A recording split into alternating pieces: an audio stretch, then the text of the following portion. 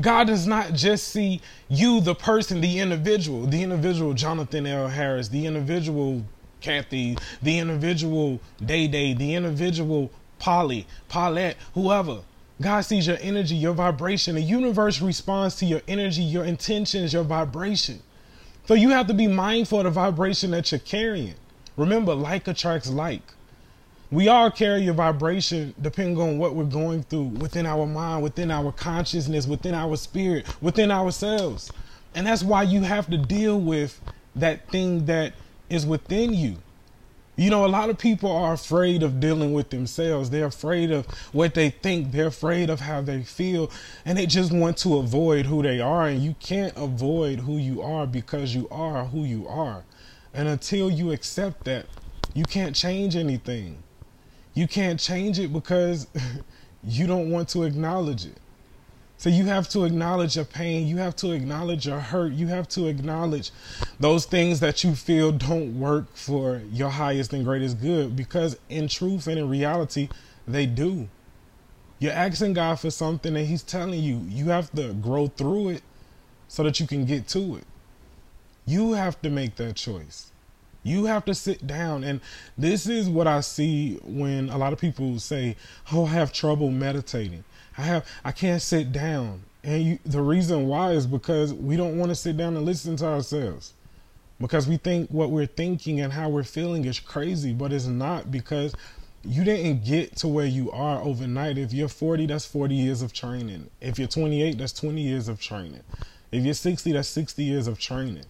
So don't think of your process as a process of convenience, that, oh my God, when I sit down, when I just make up my mind to change my thinking and change my life, my whole life is different. No, it takes time and it's work. It is work. You have to work it. You have to work the universal law. You have to work the law of attraction. You have to work yourself and your mind.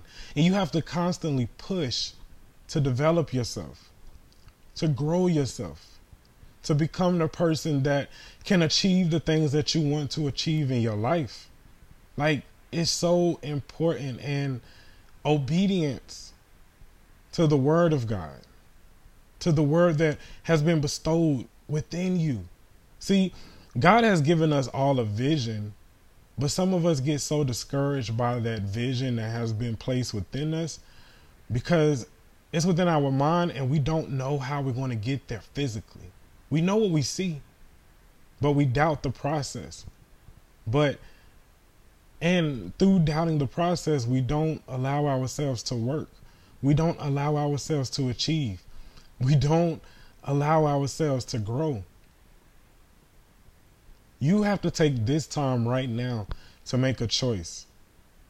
To make a choice to walk through the valley in the shadow of death and fear no evil. You have to make a choice to push through, to go through. You have to make a choice to choose you. You have to make that choice, because at the end of the day, the choice is yours alone. It's not anyone else's. Just think, what if you're waiting on God to tell you what to do, but God is waiting on you to just do something?